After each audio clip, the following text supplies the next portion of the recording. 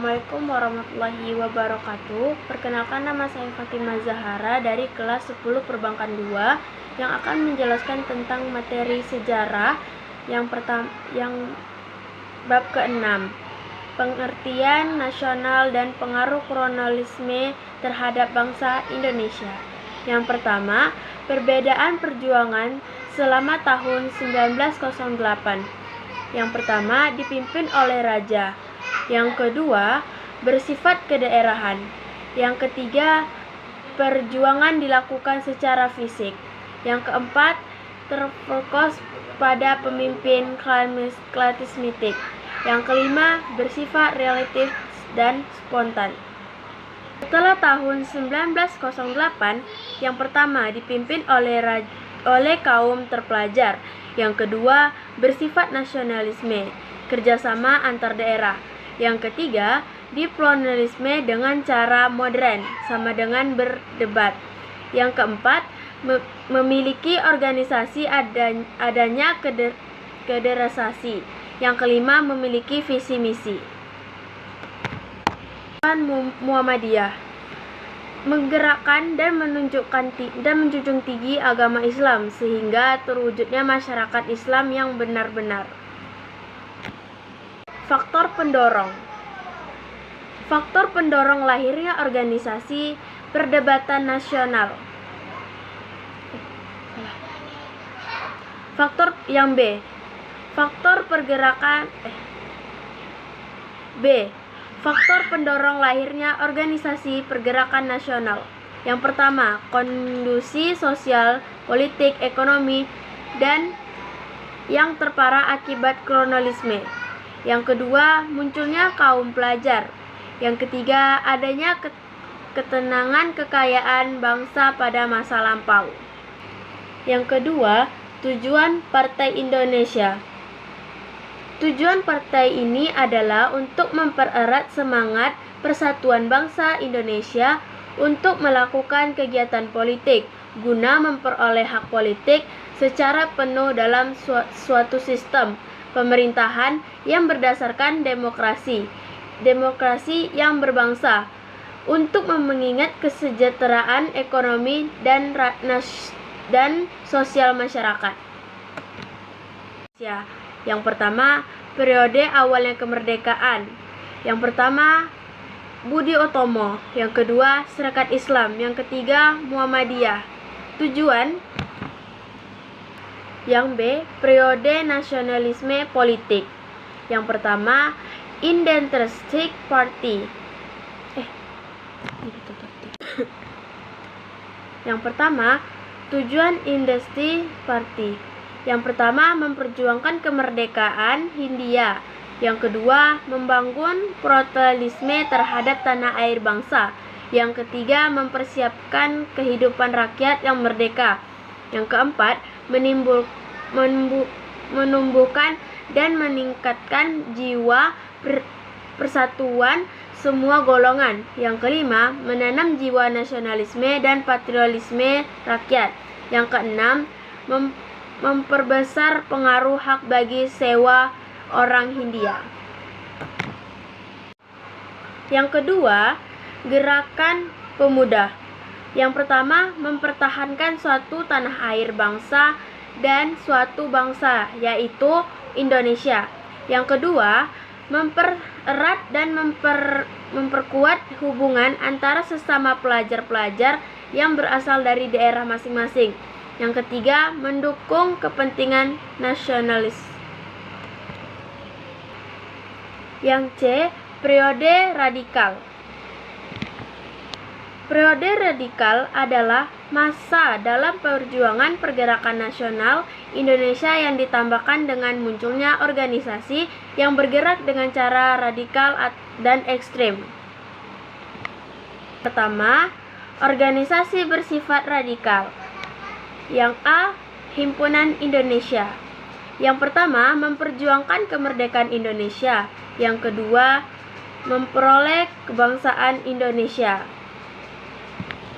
B, Partai Komunis Indonesia, PPKI. Yang C, Partai Nasionalisme Indonesia, PNI. C, C ini terbagi menjadi 3, yaitu self-help. Have adalah tindakan atau proses untuk memperbaiki dari diri sendiri atau mengatasi masalah tanpa bantuan orang lain. Yang kedua, non-kooperatif. Non-kooperatif memiliki arti tindakan mau melakukan kerjasama sedikit pun dengan pemerintahan kronologi Belanda. Yang ketiga, Marxisme adalah ideologi atau menentang pertindasan manusia atas manusia dan bangsa-bangsa.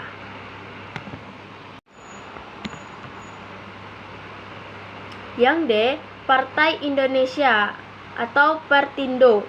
Yang E, Partai Nasional Indonesia Pendidikan atau PNI baru. Yang D, periode bertahan.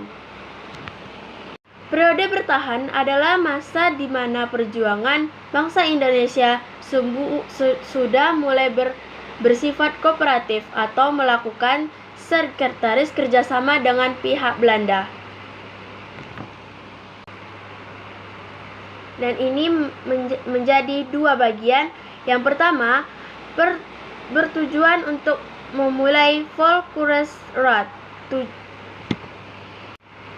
Tujuan perjuangan melalui Volksraad untuk meredam amarah Bumi Putra atau kemenangannya suasana supaya Belanda mendapatkan hak otonomi Hindu.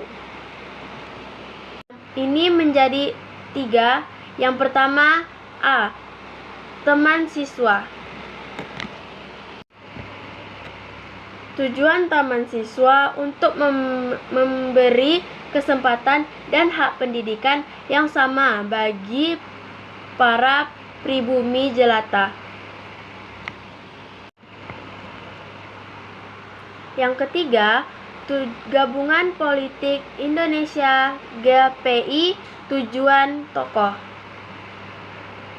Berdasarkan anggaran dasar organisasinya, GAPI bertujuan memperjuangkan hak menentukan nasib bangsa Indonesia sendiri, persatuan nasional yang berdasarkan kerakyatan, dan persatuan aksi seluruh pergerakan Indonesia.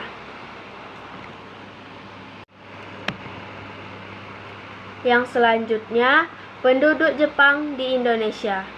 Yang pertama, tanggapan tokoh pergerakan nasional. Yang terbagi menjadi 4. Yang pertama, menyerahnya kita kepada Jepang dianggap sebagai akhir penjajahan Belanda dan diulangnya era baru ketika bangsa Asia dipolori Jepang dan terdapat berdiri di kaki sendiri. Yang kedua, Jepang berjanji jika memenangi perang bangsa-bangsa di Asia akan mendapatkan kemerdekaan. Yang ketiga, Jepang bersikap simpatik terhadap aktivitas pergerakan nasional.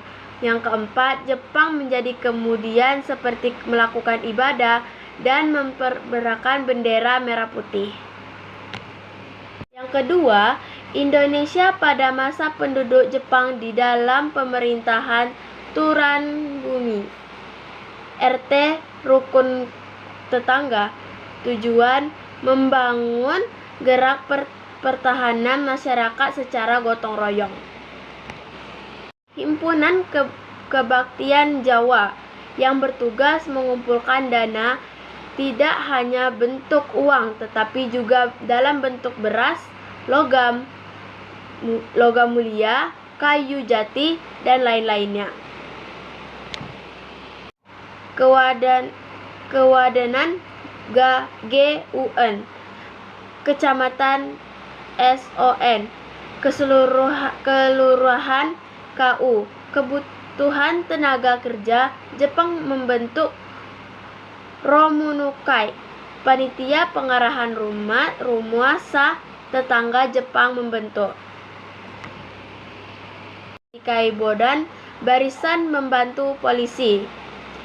Slemnendan, barisan pemuda. Fujikal, barisan wanita. Helho, barisan cadangan prajurit. Peta, pembela tanah air. Putra, pusat tenaga rakyat. Jawa Hongkokai, di Jibakutai, pasukan pemberani mati. Pembeltai, barisan polisi rahasia. Gugutai, Ilislar pelajar. Penduduk Jepang di Indonesia. Yang pertama, bidang politik. Pendorong penggunaan bangsa Indonesia sebagai bangsa pengantar dan melarang penggunaan bangsa Belanda. Yang kedua, bekerja sama dengan para tokoh analisis dengan membentuk gerakan 3A. Yang ketiga, membentuk organisasi masyarakat yang disebut Pusat Tenaga Rakyat. Yang keempat, membentuk badan pertimbangan yang disebut Chongsai-in pada 1 Agustus tahun 1943. Bagian ini bertugas memberikan sarana dan tindakan yang perlu diambil oleh pemerintahan Jepang secara pertanyaan terkait dengan masalah politik. Kelima, mendirikan Jawa Hongkokai, himpunan kebaktian Jawa pada 1944. Yang B, bidang ekonomi. Yang pertama, menyita aset-aset yang penting. Yang kedua, melakukan pengawasan yang ketat dalam bidang ekonomi. Yang ketiga, self-sustained. Yang keempat, setoran wajib dan promosi. Yang keempat, bangsa dan klarifikasi sosial. Yang keempat, memperjuangkan kemerdekaan pada masa kedudukan Jepang. A. Pertujuan dengan cara konvektif. B. Pertujuan melalui bawah tahan. Yang pertama, kelompok Sukani. Yang kedua, kelompok Ahmad Sujodo. Yang ketiga, kelompok Sultan Syahrir. Yang keempat, kelompok pemuda. C. Perlawanan rakyat Aceh.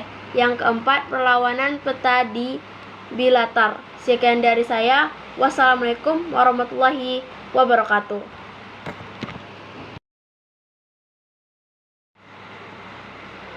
Tujuan AMDAL adalah menjaga sebagai bentuk kemungkinan dampak dari susunan rencana usaha atau kegiatan sehingga kegiatan bisnis dilakukan agar tidak memberi dampak buruk bagi lingkungan. Atas dari permukaannya, AMDAL sebagai bentuk menjaga lingkungan dari operasi proyek kegiatan industri atau kegiatan-kegiatan yang dapat menyebabkan kerusakan lingkungan. Sekian dari saya. Wassalamualaikum warahmatullahi wabarakatuh. Memberi pedoman dalam upaya perancahan. Yang ketiga, pengandulin. Yang keempat, pemerintahan dampak lingkungan. Yang kelima, memberi informasi dan data bagi perencanaan pembangunan. AMDAL. Fungsi AMDAL terbagi menjadi 5, yaitu sebagai pemberi pemasukan dalam pembangunan, keputusan dari pemerintah dan pemerintahan kegiatan. Mografi di daerah tawaran gerap. Yang kelima, AMDAL terpadu. Contohnya pembangunan permukiman terpadu, pembangunan industri dan pabrik.